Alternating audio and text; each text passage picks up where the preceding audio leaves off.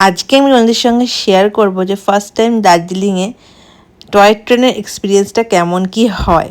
তো welcome back to my video. আগের পার্টে দেখিয়েছিলাম আমরা সকাল সকাল বেরিয়ে পড়েছিলাম।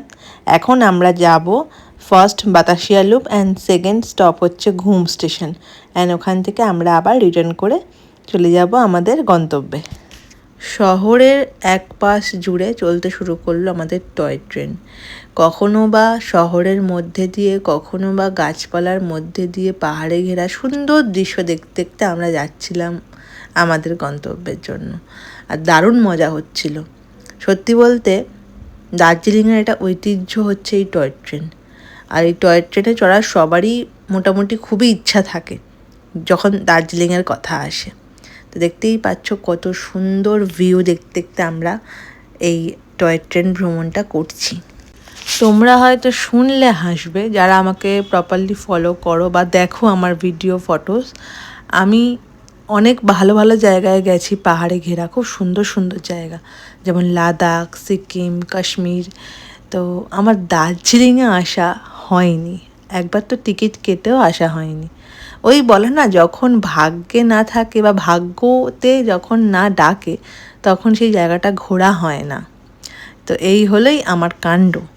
আর দেখো আমরা কথা বলতে বলতে বাতাসিয়া লুপে এসে পৌঁছে গেলাম। দারুণ ভিউ, তোমাদের সঙ্গে আমি চলো শেয়ার করি সেই ভিউগুলো। এত সুন্দর দৃশ্য এখানকার যে এত ভালো লাগছে, আর ঠান্ডাটাও বেশ মনোরমদায়ক, না খুব ঠান্ডা না খুব গরম, খুব সুন্দর একটা ওয়েদার এখানকার।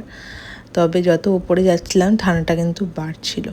বাতাসিয়া লুপে কিছুটা সময় কাটানোর পর আমরা আবারও বেরিয়ে পড়লাম ঘুম স্টেশনের উদ্দেশ্যে। আমি বাতাসিয়া লুপে বেশি কিছু শেয়ার করতে পারিনি, কারণ ওখানে কটা ফটোগ্রাফি করেই আমি বেরিয়ে গেছিলাম। কারণ আমাদের সঙ্গে ছোটো বাচ্চা ছিল, তো ও একটু ঠান্ডায় কাঁপছিল। তো আমরা যথেষ্ট পরিমাণে ওকে ঠান্ডার জামা তো পরিয়েছিলাম। হয়তো প্রথমবার এসছে তাই একটুখানি অ্যাডজাস্টে সময় লেগেছে। আর এই ঘুম স্টেশন তো তোমরা জানোই আমাদের ভারতবর্ষের মধ্যে উচ্চতম রেলওয়ে স্টেশন।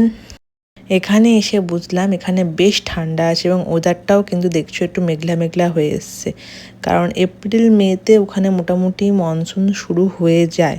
তো সেই জন্যই একটু বৃষ্টি ওয়েদার হয়ে গেছিলো। একটু ভয়ও পাচ্ছিলাম যে সঙ্গে যেহেতু ছোটো বাচ্চা আছে ভিজে না যায়, তো তাড়াতাড়ি করে তাই জন্য আমরা ঘুমের যে একটা ছোট্টখাট্টো ওদের মিউজিয়াম আছে, তো সেটা আমরা দেখে নিলাম।